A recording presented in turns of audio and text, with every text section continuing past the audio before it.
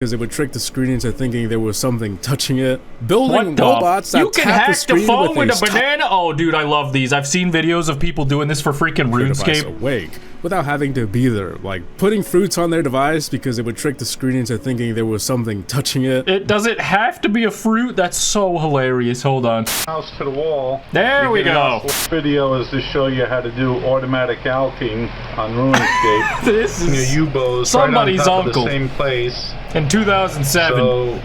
How's it going, dude? My name is Lonnie. Dude, today we're watching this submissive-looking gentleman. I mean, distinguished, but I mean, really, what's he praying to? He looks awfully happy. We're watching a video about Clash Royale today, dude, or Clash of Clans, I guess I should say. In my brain, they're the exact same game, but I guess in reality, that is not the case. I've never been too big into the freaking Supercell franchises. I don't like building bases or losing, and that's mostly what I did in the Clash Royale game. But this is the history of cheating in Clash of Clans by Havoc Gaming. Let's freaking check this video out, dude, and see if I can get a W. I'm just doing some research here, just looking up how to get a W. On October 4th, 2012, the official Clash of Clans Facebook page congratulated a player named the True King for being the first player to reach 3,000 trophies. This was at a time when the community was beginning to grow rapidly, so he became well known for his achievement, and soon after, the race to 4,000 began. But it wouldn't be long before someone made it there, as in January 28th, 2013, Jorge Yao was congratulated for reaching 4,000 trophies, and in the process becoming a bit of a virtual celebrity in the Clash community. However, people were quick to question the legitimacy of this milestone, especially how he had maintained his #1 position for months, something that was previously unheard of. What exactly was Jorge Yao doing that everyone else wasn't? Today, we're going to be diving into the history of cheating in Clash of Clans. This includes the story of the leaderboards, including Jorge Yao's methods, the rise and fall of mods, and exploits that were used throughout Clash's history. The very first form of cheating was to simply never stop playing. If your village is currently online, you can't get attacked, and back in the day, there was no such thing as a personal break. Theoretically, you could stay online forever. It's unknown how many players in the leaderboards actually used this method at the time, but we do know that it was pretty dang popular. Jorge Yao was interviewed by the New York Times in December 2013 after he retired from Clash, and he explained that in order to keep your trophy count high, a player has to avoid getting attacked by other top contenders by either staying online or being attacked for a shield. He then revealed that in the weekends he would never go offline. His device was with him the entire day, either to keep it awake or clouding, looking for any base to attack.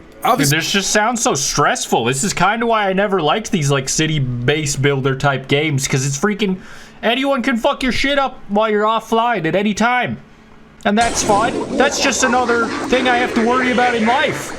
That's a hazard. That's intense. That's a lot to deal with. That's all I'm saying. You have my respect, Jorge. Wasn't the only one doing this. Players had come up with many unique ways to keep their device awake without having to be there, like putting fruits on their device. Also, can you guys smash that like button if you're f***ing awake, and also if you're not, wake up! And hit that like button. Appreciate you. Because it would trick the screen into thinking there was something touching it. Building robots that tap the screen with a banana. Oh, dude, I love these. I've seen videos of people doing this for freaking RuneScape. Awake without having to be there, like putting fruits on their device because it would trick the screen into thinking there was something touching it. It doesn't have to be a fruit. That's so hilarious. Hold on. Mouse to the wall. There we go. You don't go inside your alking place. Is frame 1 of the video where you can clearly see that this man has covered his username by taping a piece of printer paper to the screen. This video is to show you how to do automatic alking on RuneScape. This is somebody's right on top uncle. of the same place. In 2007. So it'll automatically click the same place each time. Okay, write that down. So your fella can be alking. Dude, this guy sounds like sad Christopher Walken. He said RuneScape, and he referred to his account as his fella. What you want to do is go inside your home, right mouse click on the porthole, and lock the door. I'm just going to pretend that he didn't say porthole. So when you're locked in your own home, you don't have to worry about getting through the fan. Oh my god. And what you want to do is simply tape your mouse to the wall. You get an oscillating fan, stick a pen through the fan, and you could go to sleep, watch a movie, go to school, go to work, whatever it is that you do. This is fucking genius! Why have we never done this? I'm logging on to RuneScape right now. Anyway, great video, same vibe. Building robots that tap the screen with a stylus, and even jailbreaking their devices. Dude, I remember Pokemon Go had my freaking roommate Brad. He was trying to like tie his phone to his bike tire so he could get miles without walking. Is there a clip of that? I wish and hope. Brad, what the fuck are you doing? Playing Pokemon Go. Oh, is that so? Yeah. That is so improper, it's dumb. It works. He's freaking hatching his egg by walking, quote unquote. And playing 2 games at once like a fucking G. It would be a shame if you wasted your time just playing one. Yep. Efficiently if you got. Cause I'll roll it. To download softwares that could do it for them. More on that later. If you were one of the players that constantly logged off and getting attacked and losing trophies, you know. She got that oh my heavens look. Playing Clash as it was meant to be. You would have unfortunately never got anywhere near players that were always online. In May 2013, a personal break feature was implemented to enforce players to go offline for a short period of time. Love that. However, this could easily be bypassed with mods at the time, and it wouldn't be until early 2014 where this feature actually worked as intended. I'm so glad I never played Clash. This just seems like too much work, dude. I'm not jailbreaking my phone. I'm not getting an X mod. I'm not looking up what any of that means. I just want to build a house. But this wasn't the only method being used to cheat back then. By late 2012, players were already perfecting the act of win trading.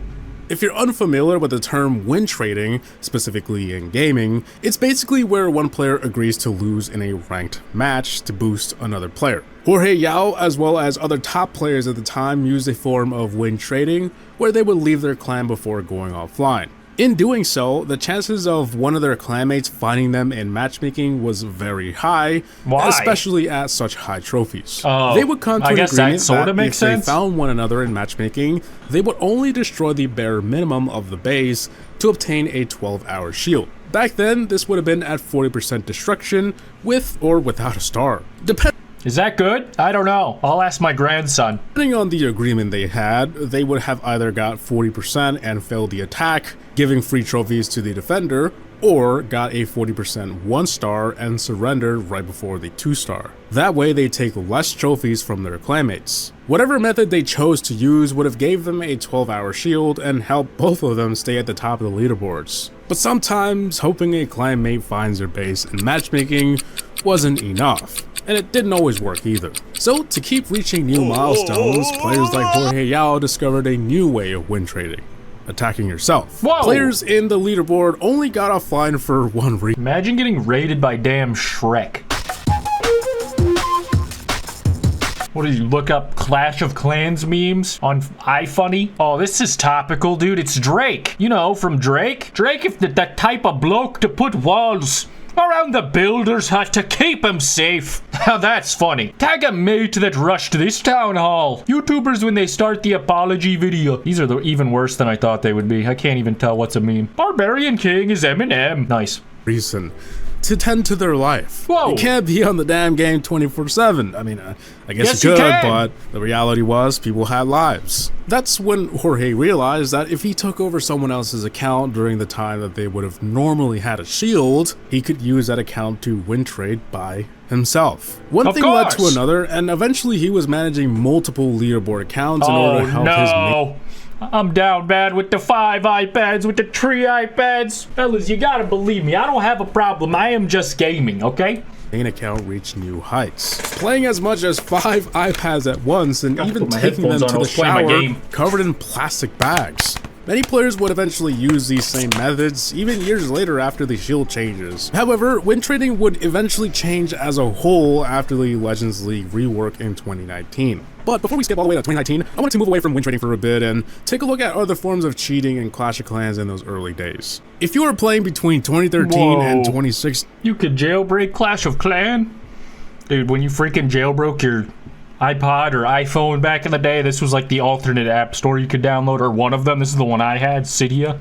You're most likely familiar with Clash of Clans mods that required you to jailbreak or root your device. The two big players in the scene were iMod and Xmod. Wow, they look going to be talking about identical. these two because for one, they're the most popular and well-known, and two, it seems they're no longer around, and I much rather talk about something that happened in the past rather than accidentally promote something that's still available. iMod and Xmod were basically tools that assisted you in Clash of Clans. You couldn't spawn 1,000 dragons on someone's base or get unlimited gems. It wasn't that kind of mod. Damn. But think of it as having extra settings that you definitely weren't supposed to have. For example, you could copy a base layout before that was an official feature, or as we mentioned earlier, a toggle to keep your base active. However, the capabilities of these mods were way beyond that. Then over time, they just kept getting better. Firstly, it was a major help for farming because you could set loot parameters. So let's say you set it to 200k gold or elixir. The mod would search and skip for you until it found a base with 200k gold, elixir, or both. It could do this for dark elixir, town halls, levels, pretty much everything. The second main reason these mods were used was because of their sandboxing feature, a feature that let you visit any base and practice attacking it, even having a toggle that allowed you to see the traps. This became a massive problem in both the leaderboard and clan wars because all of a sudden, players using this mod could practice their attacks before actually doing it. This led to many clan wars where everyone was getting perfect 3 stars, and over in the leaderboards, because you usually run into the same bases up there, top players were practicing on each other's bases so they can do good next time they find them. It basically eliminated the need to strategize your attacks. These mods were highly controversial because a lot of players using these mods argued that it wasn't cheating and that it simply helped them enjoy the game in between their busy lives. At the end of the day, I mean, mods are mods, and anything that gave anyone an advantage is cheating. In April 2016, Supercell finally did something about it and committed to keeping Clash of Clans a level playing field for everyone. They started to issue 2-week bans to anyone who was caught utilizing any. The only time I heard of a YouTuber getting banned from Clash of Clans, I'm sure there's way more, but I haven't really watched that many Clash of Clans YouTubers, was freaking Masterov. I don't really remember what the reason was, but I remember he had to switch his whole channel up because he couldn't play Clash anymore because they said so. App. But after multiple ban waves throughout 2016, it seems many players still weren't What the fuck is in your ears, Ernie? Getting the message. And so they started to issue permanent bans to everyone in the fall of 2016. There were attempts from Xmod and iMod to dodge these detection methods Supercell had put in place. However, the more discreet these mods became, the more effort Supercell put into putting an end to it. There was a bit of a resurgence in 2017, specifically in Clan War leagues, but by then Supercell was not messing around. After a few ban waves, thousands of accounts were banned, and this kind of scared people away from doing so. Eventually, players realized that there was no way of guaranteeing that you wouldn't be banned. In the end, these mods began to slowly disappear. Today, it seems they're non-existent, and if you find an alternative, there's a very good chance you'll be banned sooner or later. So, hell, bozo, we're smoking on your cheating asses pack, respectfully. I'm sorry for what I said before. I feel bad. Yeah, I don't recommend smoking on it. As mentioned a minute ago, mods were used to practice war attacks, and this made clan wars feel less about strategy and more about who had mods installed. But there was also a way of doing this without the mods. Ghosting, a way of attacking a base and tricking the game into thinking that you actually weren't attacking it, so it wouldn't. My ex-wife did this to me. My delivery was a little late on that one. Count the attack. The exact method was simple and easy to do. You would hit attack on any base, and during the 30-second window the game gave you to spectate, you would set your device to airplane mode. And then you could do anything you wanted. Check the location of I think it should be illegal to set your device to airplane mode if you are not, in fact, currently aboard an aircraft. It's just, that's what it's for. Use it right, or not at all. You'll pay the price. Follow the rules. Or go to hell. What's in the clan castle. That's what I think. Practice your attack. None of it counted because the game just assumed you weren't there. To anyone who was viewing the war screen, it would sort of just look like an attack was going on, but then suddenly stopped after 3 minutes. All of this was possible because between April 2014 and April 2015, you could back out of any attack as long as you didn't drop a troop, much like you can do in regular multiplayer. On April 30th, 2015, you could no longer do this. Backing out would now count as a surrender, so there were a lot of screenshots floating around of people getting 0%. Kind of funny, not gonna lie. This wasn't the end of cheating in wars, as mods were still around in 2015, but it was at least a step in the right direction. However, the topic of ghosting would appear again all the way in 2019. Sharon, please text me back, please. I'll do anything. I can change. Apparently, leaderboard players had figured out another method of doing so, but it was never revealed how exactly, and I fucking miss my ex-wife so much. I couldn't find any information about it either. It was quickly patched and multiple accounts were banned, and that's all we know. If you had a lot of trophies in the year 2014, you might have come across an exploit that was plaguing the leaderboards. A lot of players were reporting that they would get a client and server out of sync error after only dropping one troop on certain bases. This would cause an automatic 0%, 0 stars, and players affected lost their hard-earned trophies in the process. One of those players who encountered this error was me. I happened to be pushing at the time as well, and for the 2 people who are curious, I believe I peaked at number 6 in the US, but I only have this picture. Anyways, sorry, getting a bit off topic. I vividly remember losing tons of trophies because of this error message. At the time, it was believed it was either a server bug or that those players were using Xmod. However, it turns out it was neither of those. Instead, it seems some players figured out a way to bug their base, and so when someone attacked them, the game would realize that something was wrong with their base. A Reddit post from mid-2014 has some proof of this. Here's a base that someone found that was missing a wizard tower, and as soon as they dropped troops, the error message appeared. But upon visiting their base later that day, the wizard tower was back in its place. No one knows how they were managing to unplace defenses and bug their base, and unfortunately, we never got the answer to that. The bug was eventually fixed, and it was all forgotten about. The players who had abused this exploit and gained tons of trophies from defenses just moved along like nothing ever happened. Meanwhile, tons of players who were affected by this exploit ended up quitting their journey to be the next #1 player. Earlier, we discussed the topic of old school win trading, but ever since the Legends League rework, this method of cheating has evolved. Because in Legends League, you cannot lose trophies from attacking, so how would you give trophies to someone else? Well, the main method of win trading was to make an agreement with your friends to never get more than 1 star when they run into each other. Bruh, that way those involved— I can't contain myself in the heat of battle, dude.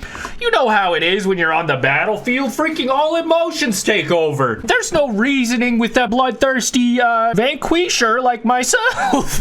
Or whatever the fuck, a clan clasher. It's a lost minimal a clansman, I think the character is called. Nope. Defense, but won a lot on offense. This basically allowed those players to gain trophies faster than anybody else doing it legitimately. In 2019, a couple by the name Stephanie and Dr. Mustaba broke 2 trophy records within the span of 4 months by using this method of win trading.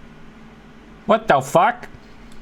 But not only that, they had figured out how to do ghost attacks and a couple of other things. Man, they really wanted that #1 spot bad. A true power couple, dude.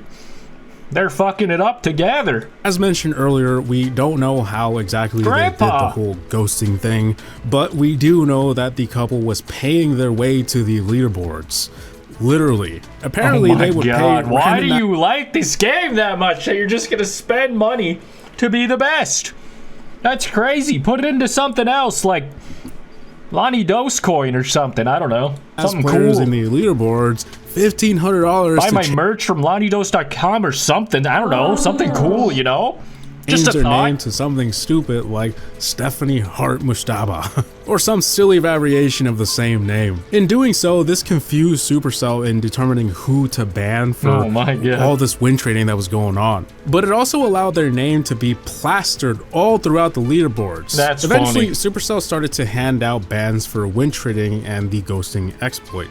However, they still had dozens of accounts in the leaderboards. Everybody's Stephanie now, and we're all in love. Because they could simply make new accounts, buy some, or pay someone to change their name. Fast forward to today, their names are a thing of the past, but it's believed that win trading is still a widespread issue in the leaderboards, clan wars, and even the clan capital. Who the hell want to do that? The developers have gotten better in determining who is doing it, but it's hard to know for sure sometimes. Honestly, just blame Stephanie or Jorge, I guess, but he looks like an honest man, I'm gonna be honest. It's just something that happens in games. He's got it on his face. The fact is, wherever there is competition, there will always be cheating. Dude, this was a freaking good video. I'm not even interested in Clash of Clans, but freaking cheating, the dark side, I could get into that. I could get down with that. Shout out to freaking Havoc Gaming. How do you guys feel about Supercell's games? Have you freaking played them? Have you spent money on them? Are you Stephanie watching these right now, dude? Like the video if you enjoyed the reaction and freaking subscribe if you're new, and I'll see you guys in the freaking next one. Peace.